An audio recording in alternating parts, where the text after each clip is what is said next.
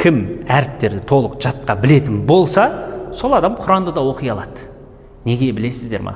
Бар сыры мына нәрседе ғана. Біріншіден, қараңыз.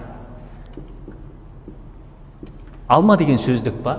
Алма деген сөздікті алып келетін болсамыз, бізде оқылған кезінде алы, бір әріпті екінші әріпке жалғау арқылы алым, оған мыны қоссақ, алым, оған аны қоссақ, алма.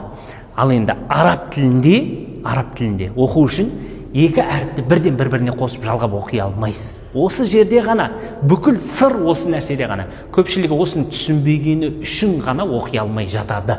Құрметті бауырлар, араб тілінде егер екі әріпті бір-біріне қосып оқығыңыз келсе, міндетті түрде оны жалғау арқылы ғана оқи аласыз. Басқаша оқу ол мүмкін емес. Мысалға, алатын болсақ, Б деген әріп тұрса, одан кейінгі артында Д деген әріп тұрса, сіз мынаны БД деп оқи алмайсыз. Мына екі әріпті бір-біріне қосып оқу үшін міндетті түрде жалғау керек. Қандай жалғау? Жалғаудың үш түрі бар. Біреу үстінен сызылатын көлденең, астынан сызылатын көлденең, үстінен қойылатын үтір белгі. Мынау ә деп оқылады, мынау и деп оқылады, мынау у деп оқылады.